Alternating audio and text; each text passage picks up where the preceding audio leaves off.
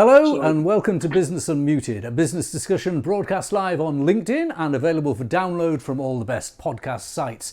As ever, Business Unmuted is sponsored by Virtue BMW, which is part of Gateshead-based Virtue Motors plc. So if you're in the market for a new used or fleet vehicle, its dealerships are in Stockton, Durham, Sunderland, Malton or York.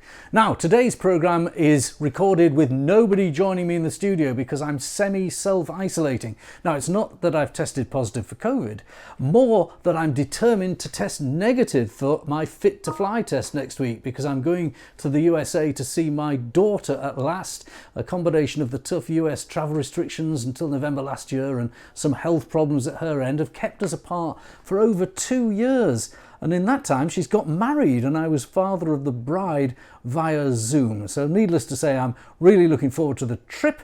And like many people going on business trips, I'm submarining to avoid catching Omicron. When I'm away next week, the programme will be hosted by my old friend Mike Hughes, the business editor of the Northern Echo. Now, let's turn to my guests today. The respected UK Chief Economist, Julian Jessop, will be joining me in a few minutes, together with Ian Henderson of Boiler Plan UK and Anthony Chadwick, the founder and Chief Visionary Officer of Alpha Vet International. But first, businesses in all sectors have been hit by high energy costs, and energy prices have still got a bit of a way to climb as well. One of the reasons is the international tension in Eastern Europe and the Ukraine.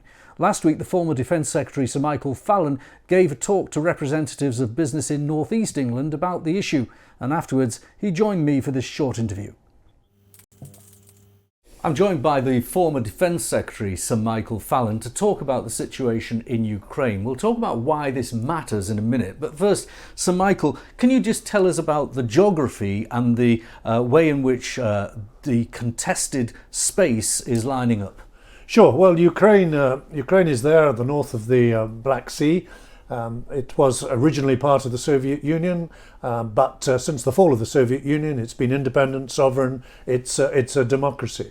Russia has claimed back Crimea and is encouraging the rebels in Luhansk and Donetsk, two of the provinces in what is called the Donbass region. 8 years ago, Russia seized Crimea, and since then, it's built a bridge across the Kerch Strait here, almost sealing off the Sea of Azov here and blocking access to Ukraine's key ports of Mariupol and Berdyansk. A lot of Ukraine industry is concentrated down here. It's where the coal is, it's where the iron and steel making is. So it's an important part of the Ukrainian economy. And Russia now has ambitions to reincorporate the whole of Ukraine back into Russia. As Defence Secretary, you initiated UK policy on this. How has UK policy developed up until now? Well, once when Putin invaded Crimea and encouraged the insurrection in the Donbass, we immediately agreed to help Ukraine. We helped Ukraine with training. I sent troops there to train the Ukrainian army, who are taking heavy casualties. Some 13,000 Ukrainian soldiers have been killed in the last 8 years.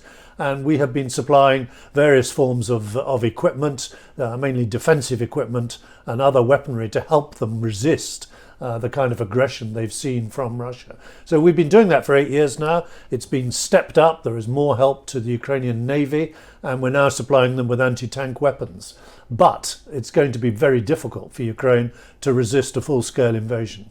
Let's put this in a geopolitical context and an economic context. Why is this, what is effectively a regional conflict, so important to the rest of the world and Europe?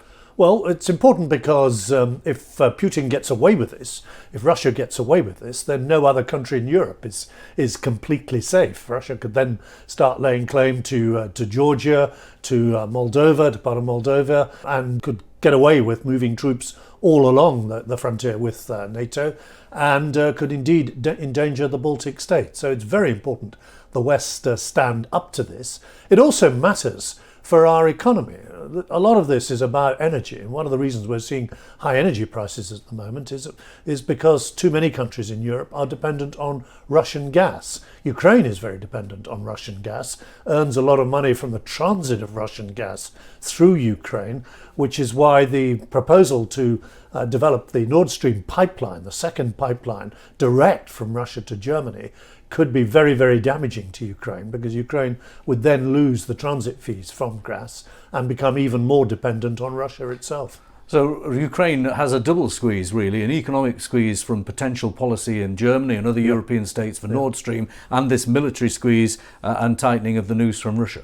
Yes, and it could, it could mean for the first time since the Second World War, we will have quite a large-scale conflict in this part of Europe, very, very close to us. Now, Ukraine is not a member of NATO. We're not obliged to go and fight for Ukraine. That's unlikely. Ukraine will have to defend itself. But certainly Ukraine will be asking its friends, and Britain is a very close ally of Ukraine, will be asking its friends, for help, for equipment, and for more training as how they could possibly resist this. But we're certainly at the moment looking at a very few, very tense weeks.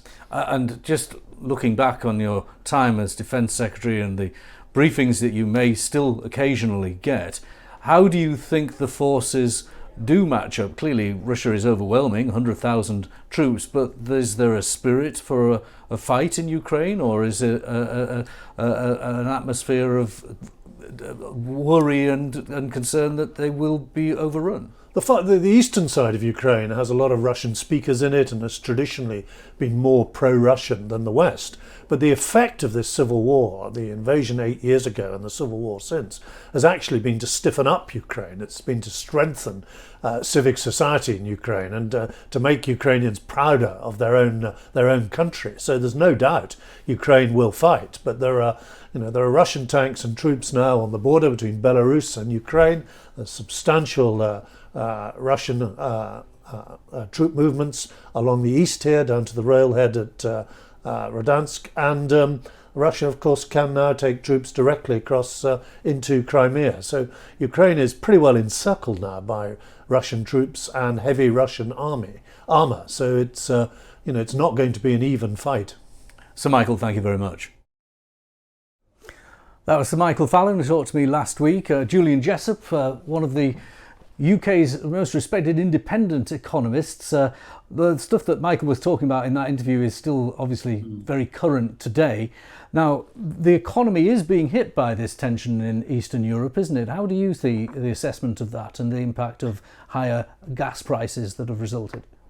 Yeah, well, I think obviously Michael Fallon made loads of good points. Normally, I wouldn't worry too much about geopolitical risks. I mean, these risks are always with us. If it's not Russia, it's something in the Middle East or tensions between China and Taiwan. But this crisis is a bit different because there's an obvious way in which it has a direct impact on the UK economy through higher energy prices. And given that people are already struggling with their bills, in fact, of course, not just people, but also businesses, if the crisis does blow up and there's a significant shortage of gas in particular from Russia as a result, then that's going to push energy bills even higher. And given that many people are already struggling with the cost of living crisis, this could be, a really big headwind for the economy this year.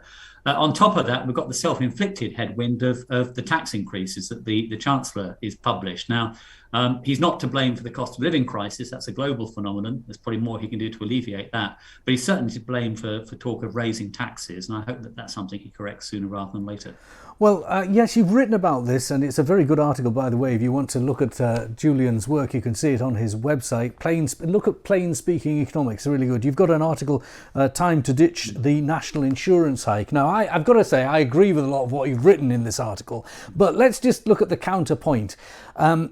This tax increase that's coming down the line in April, the government would argue that it is actually needed because their costs are going up. And they're going up for two reasons. One is inflation, and a lot of the borrowing is based on inflation. So they're not borrowing as much, but it costs more to borrow. And obviously, the borrowing costs have an impact on the general confidence levels in the government's ability to run its public sector.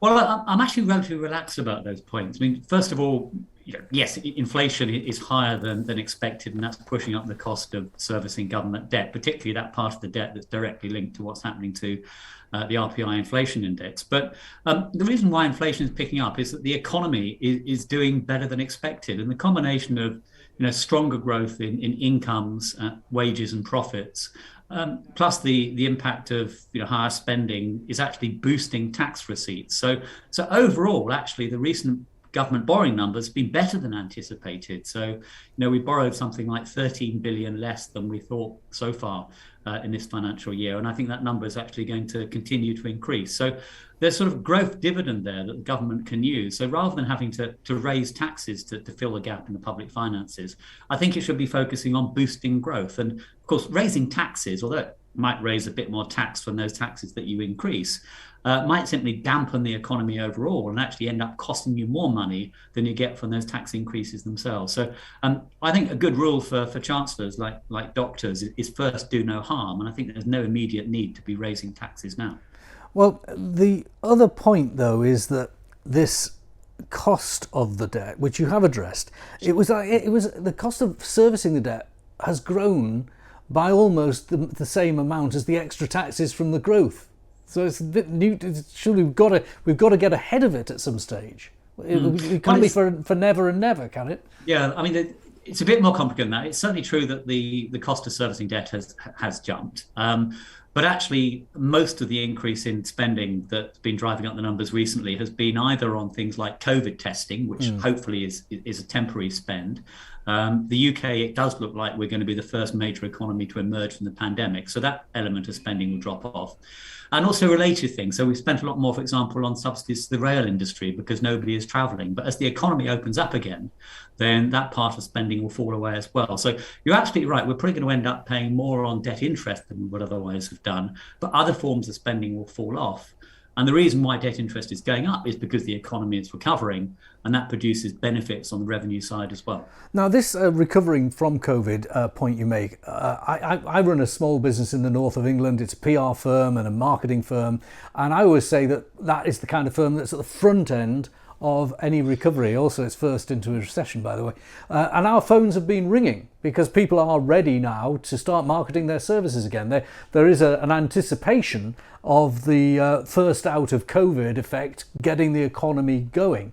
Now, the government, though, always, and the data always looks in the rearview mirror, doesn't it? There's, and OBR tries to predict, but all the data that people are going to see reported will be about December's Christmas sales, and then it'll be about January's income tax receipts at the end of January. Do you think that is a fair assessment, and that economists like you need to help frame it so that it's a little bit more future-looking? You're absolutely right. I think it's important not just to look at the latest hard numbers. For example, the retail sales figures for December were very weak. But to look at forward-looking surveys, and there's any number of them that suggest that businesses are increasingly confident about the future, and in particular, they're much more willing to invest, and that's really important. I mean, investment is, of course, part of the economy. So if investment goes up, overall economic activity goes up. But it's also key to solving the productivity puzzle. More companies invest, the higher productivity is. And it's also the best way to get real wages up. If companies are more productive, they can afford to pay their staff more. So it's a really positive story for the economy.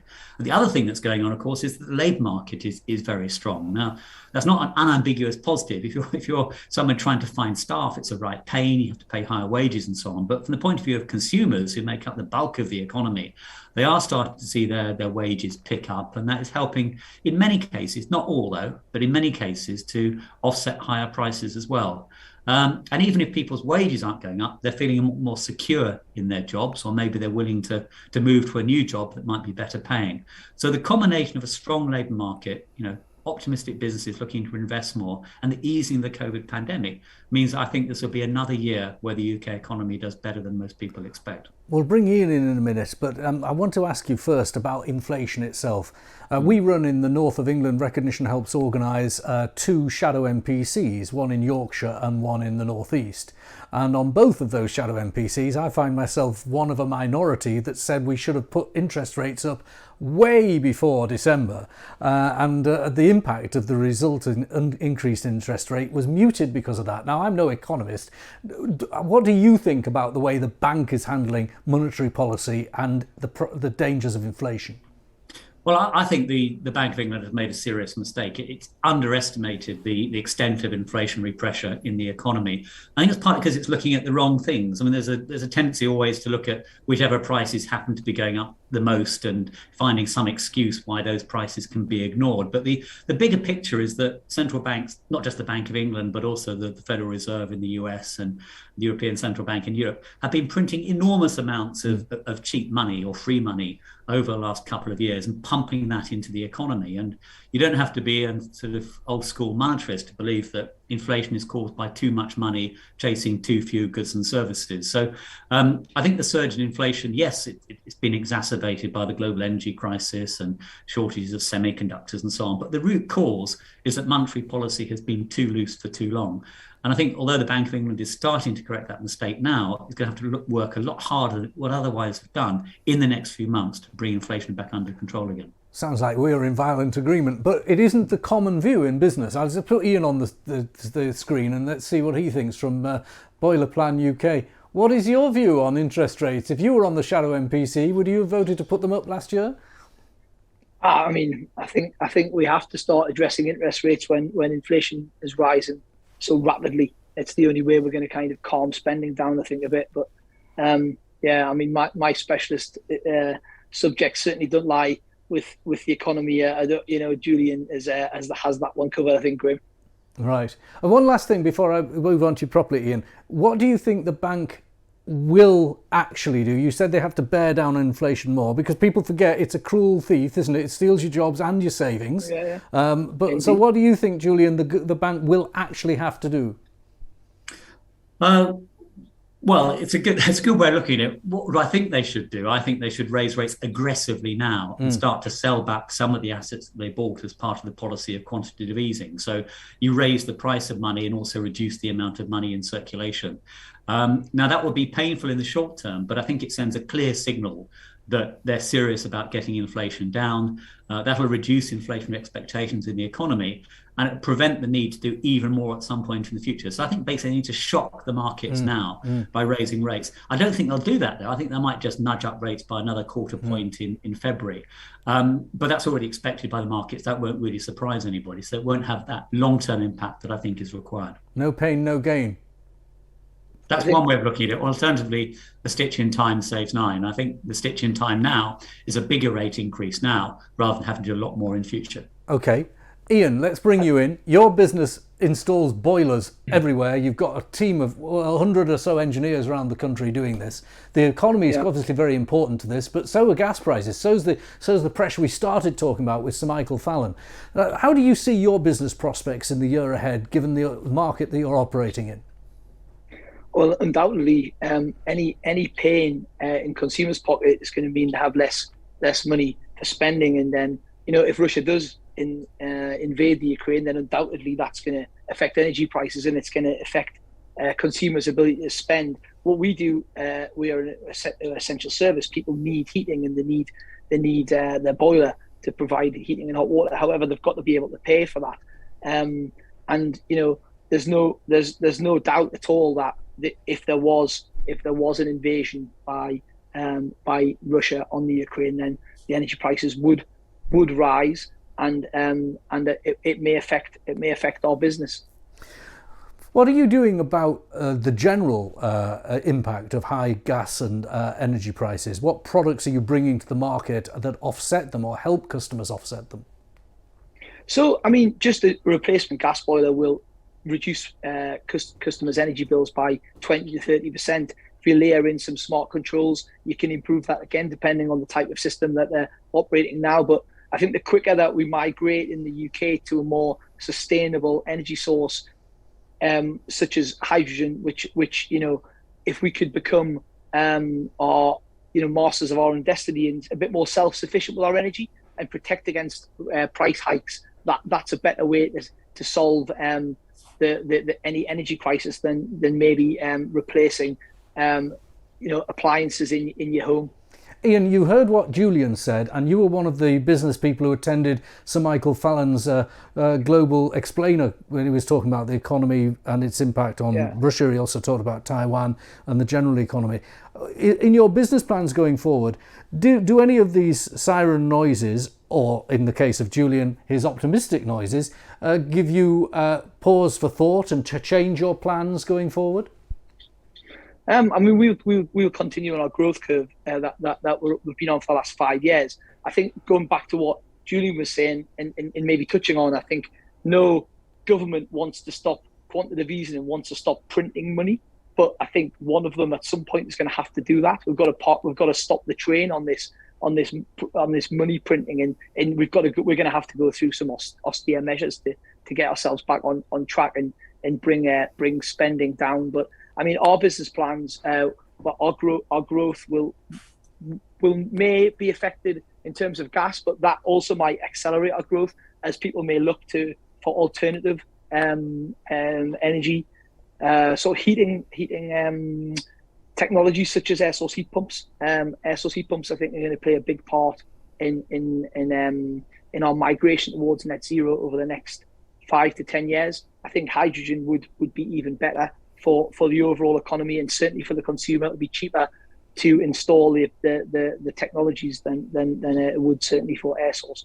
But our growth plans could be accelerated if there's a bigger quicker transition towards air source or other heating technologies. Okay, well, Ian, I'll leave it there. This economic section, I'll just give the last word to Julian. You've heard what Ian had to say. We've rounded it all off. You obviously remain optimistic. I suppose it's convincing the government to follow your line and maybe postpone or ditch the first part of this national insurance hike. As you said, it is a two-part as tax rise, isn't it? Yes, that's right. I mean, I think that there's a big debate to be had about the longer term need for more funding for health and social care. But that's not really the debate now. The debate now is whether or not you need to raise national insurance contributions to fix the backlog of NHS work. And I think that's a one-off cost that you can pay that off using the growth dividend or even add to a bit more borrowing in the short term if necessary. You don't need to raise taxes to fix that. Well, Ian and Julian, thank you for joining us in this section. We're going to turn to something else now. Thank you very much. Anthony Chadwick, he is the founder and chief visionary officer for Alpha Vet International. Anthony, thank you for joining us. Tell us all about your business and how it started and what you actually do. Well, I'm a veterinary surgeon, qualified a long time ago in a galaxy far, far away. But I was working in practice and just finding it very difficult to do my continuing education. We have to do that as part of our regulatory concerns with the Royal College. And I went to a conference where they were talking about webinars. This was 12 years ago. And I just thought, wow, this would be a great way to bring training into the home, make it easier for us to do it. Often we're working till quite late at our surgeries, and then we often have to jump in the car and drive to Manchester or Preston or wherever to get our training. And then, of course, by the time we got home, we were exhausted and then back on the treadmill the next day. So by taking the training online, we really were able to grow very quickly, because this was, I think, at the point where the technology was good enough that it would allow people to come on and get a good experience. And also the technology was cheap enough that you could start running a sort of webinar-based business. Of course, I rather cheekily say now that, we've been preparing for the pandemic for the last 12 years. We just didn't realize. But things like Zoom, which have become ever so popular over the last 2 years, is technology we've been using for the last 6 or 7. Unfortunately, I never bought shares in Zoom, which is probably the only mistake. But there we go. I think it was a 30-fold increase in customers last year, which is going some, isn't it? Well, it certainly is. And you were still an outrider there. You were out there in the vanguard of using this modern technology for improving the productivity of your sector, the sector being veterinary practices. Because continued professional development for all professionals is very, very important. And you take your dog along to the vets and you expect them to know and be able to diagnose using the latest knowledge, don't you? Exactly. And I think, as a country, we're obviously one of the leading countries in the world and a leading veterinary nation. And the beauty about digitalizing your business is that you also democratize it. So you make that learning available to vets in countries, developing countries as well. They become better vets, they become more confident vets. And the reason I became a vet in the first place was to improve animal welfare and obviously human welfare and their own happiness. We all know, it's lovely to have a pet, but also economically, our farms and so on. So we do webinars across all species, and I think it's great to see that impact that we've been able to have globally. We've just run our virtual conference. Last week we had over 10,000 vets register from, I think it was over 150 countries. So once you are sort of certainly an online business, you can very quickly go global because, of course, the internet doesn't really recognize the boundaries or particularly be taxed at the moment in the way that maybe a national business will be. So that's one for Julian to perhaps chat about. And tell me about how you're codifying these courses. If somebody has attended one of your webinars, are they able to put it down as legitimate CPD? Does it count towards their body of work? Yeah, exactly.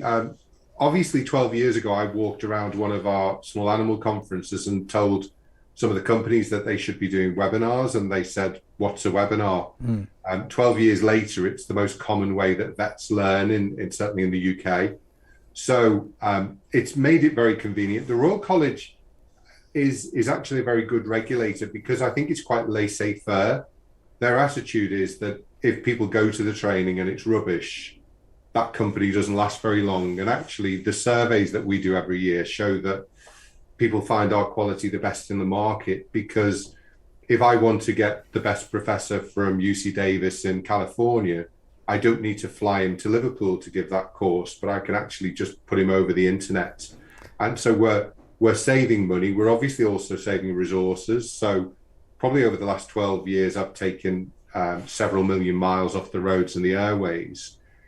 And as an eco warrior myself, those sort of changes are also very important. And we were recently given green status by the Investors in the Environment accreditation scheme. Fantastic. Which was really satisfying. The green one, unlike most schemes that often go gold, well, you wouldn't be surprised that with the Investors in the Environment, the green status is their highest level. Anthony, my last question, you've built this business, it's obviously very successful. Has it taken you out of veterinary practice? Are you still able to practice? Yeah, I actually continued to practice. I sold my practice after about 18 months because the webinar vet was doing so well, and I needed to decide, was this going to be, was I going to do the webinar thing, or was I going to just completely concentrate on practice? I think trying to do everything is difficult because everything then you end up doing mediocrely rather than well. But I continued to do dermatology until about 6 years ago, and then we took on an investor, and they suggested that I might be better spending my time in the business. So over the last 6 years, I've just been purely involved with the business. Well, it's good to talk to you and hear about your success and the fact that you were pioneering. Ian, Julian, Anthony, thank you very much. And thank you to Michael Fallon as well. Watch out for next week's Business Unmuted, presented by Mike Hughes.